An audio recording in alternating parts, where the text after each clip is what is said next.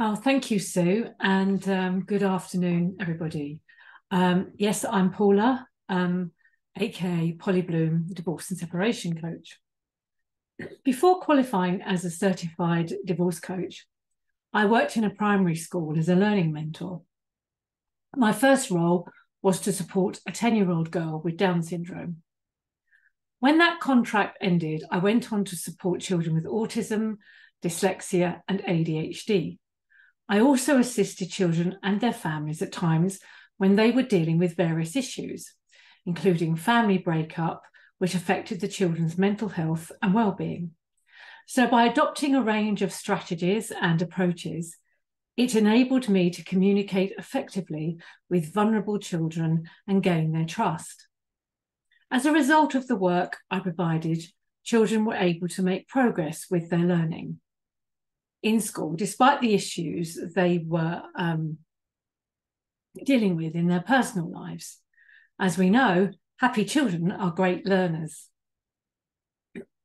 From very early on, around the age of 3 to 4 years, when children are asked to draw a picture of their family, they do so in the style of BBC TV's programme Play School.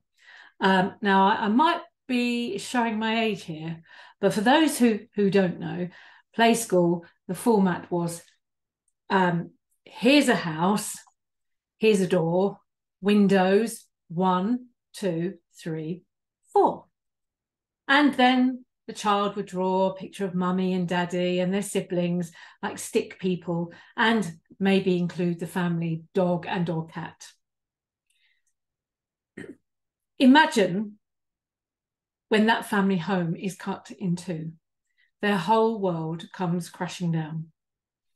When parents separate and divorce, children will have many emotions that bother them, and they do not have the vocabulary to articulate how they are feeling. And let's face it, as adults, we find it very difficult to articulate how we're feeling too. So being a good parent can seem like a huge challenge at times. But if handled well, parents can reduce the psychological effects divorce will have on their children. They are precious, sensitive young people who are growing and require both parents to put their needs before their own. It's important to listen and talk to your children. Children often blame themselves for their parents' breakup. They have the recollection of all the happy family times together, and they do not understand. As parents, it's our duty to show them how to behave. We have to lead by example. Our parental role is to model core beliefs and moral values.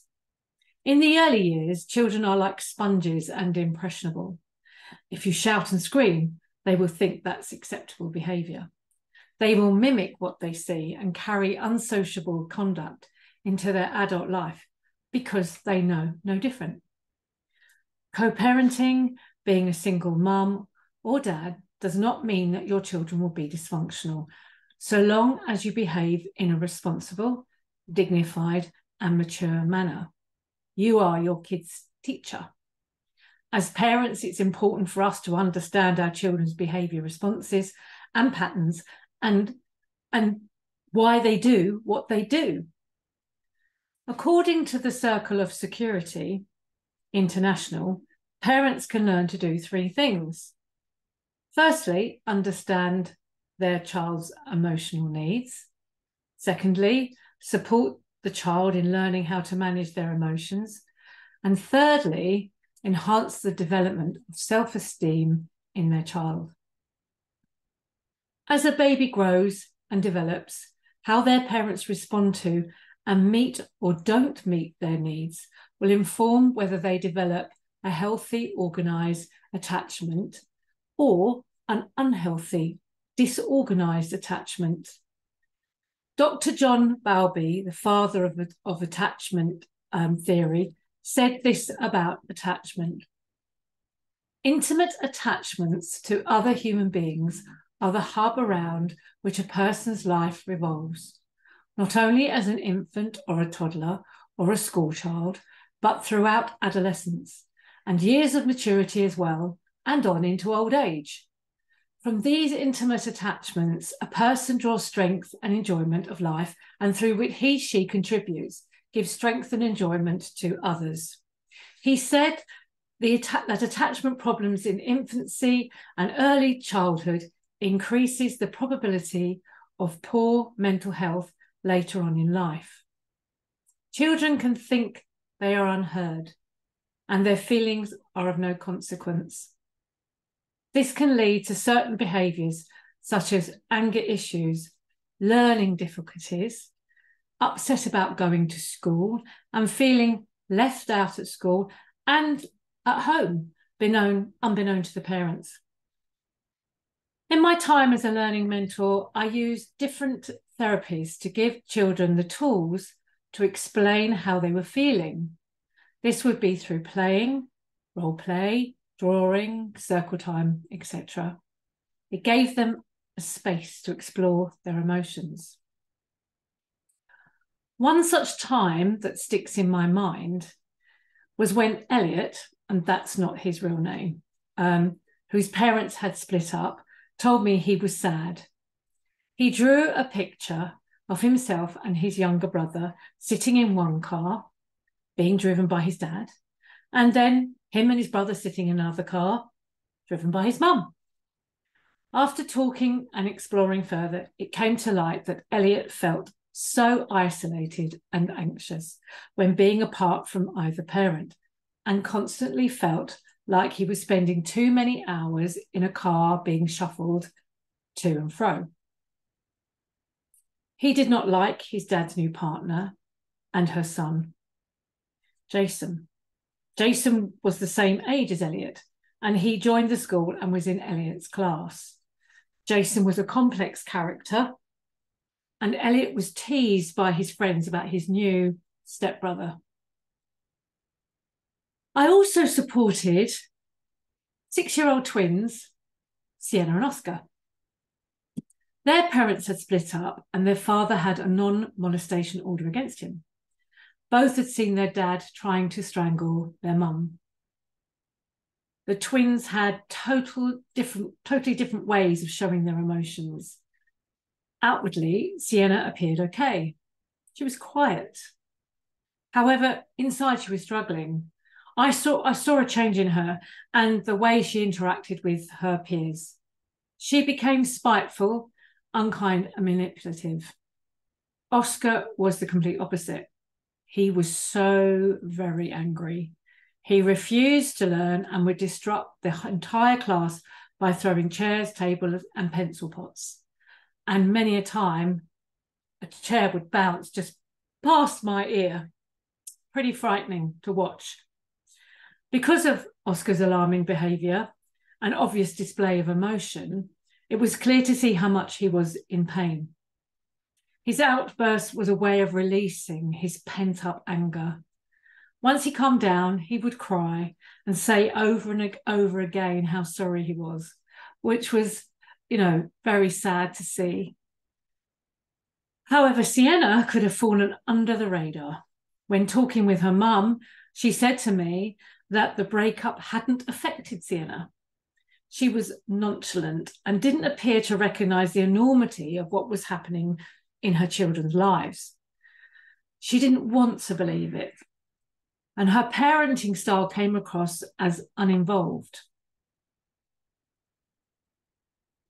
A parenting style can affect everything from a child's self-esteem and physical health to how they relate to others.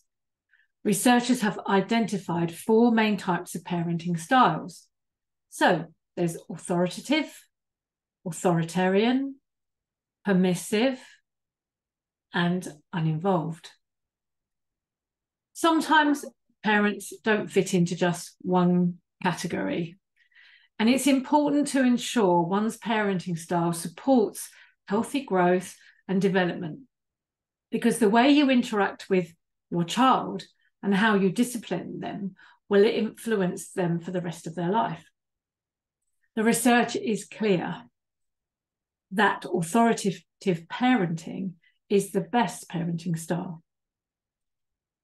Conflict can and does arise when co-parenting after divorce, because each parent may have opposing views on how to raise the children. The provision of a learning mentor like myself in school gave these children the opportunity to offload and understand why they were feeling the way they were. It's important that children are given such an opportunity and have access to resources to help them understand what it is that's troubling them. One such resource is Magical You. Magical You is a card game. It's a simple yet powerful system that allows a child or an adult to release negative responses, blockages, memories and emotions from their subconscious.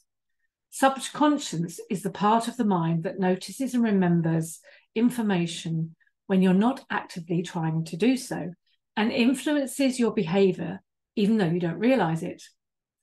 I always think of this part of the brain and the negative thoughts as a garden overrun with weeds.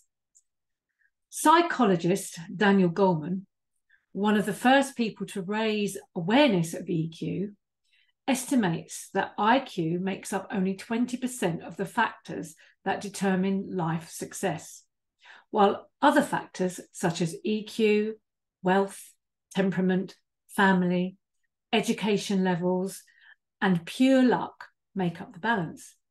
This means that cognitive skills such as verbal comprehension, memory, reasoning, and processing speed help academically, but will only get a person so far. To become the best version of ourselves, we need to support and enhance IQ traits with social and emotional skills such as motivation, perseverance, impulse control, coping mechanisms, and delayed gratification, which is essential to self-regulation and self-control. When EQ is out of balance or not present, it can lead to family feuds, bickering, and more. Emotional intelligence is key to our child's future success. Studies have proven that kids with high emotional intelligence are more cooperative and popular, earn better grades, make healthier choices, make better friends, get better jobs, and become better leaders. Magical You enables children and adults to connect to negative feelings, past or present, through pictures on cards, and make empowered choices about what to do with those emotions and what to replace them with. I played Magical You with my client, Sarah, who is 62 years old. It released feelings and emotions that she had suppressed and which she hadn't realised were still having an influence on her day-to-day life and the decisions she was making, especially around her relationship with her husband and the divorce. We can all recall experiences, both negative and positive, that have influenced us in our lives. Negative subconscious programming, the weeds, is those experiences that have influenced us and may appear as disturbing automatic reactions to situations. Ideally, we want to learn how to release this programming. By removing the unwanted weeds from our garden, we allow room for the new seeds and plants to grow and flourish. Magical You builds up self-awareness, problem-solving skills, confidence, social skills, emotional competence, empathy, and focus. It has the power to completely change how we relate to ourselves, each other, our family members, and the world around us. Magical You gives children the opportunity to express themselves through play. The game takes the child to where fears and worries happened, to where they are stored as memories, traumas, or scary movies. It enables them to connect with their feelings and express themselves. We love and want to protect our children from the stress and pressures of their world, relationships, schools, friendships, and more. However, we can't do that 24/7, and we do need lots of experiences in our lives, both positive and negative, in order to grow as balanced human beings. What we can do is to help our children with the learning process. We can help them communicate and understand their feelings, to release what they don't need and live their lives as fully as possible. For them to be able to understand themselves means you allowing yourself to be in the truth of how they feel about situations, rather than telling them how they should be and feel. When supporting children at primary school, I realised that there weren't many books in the school library for children to access and read about divorce. I went on to write Keep On Swimming Freddie, an interactive book helping children to understand and manage their feelings when their parents split up. So, in conclusion, children are our future, and we need to show them all the beauty that they possess inside. So it's important to our children to yank out as many weeds as possible that have dared to grow and watch them flourish and bloom. So thank you for listening. And if there are any questions that you would like to ask, then please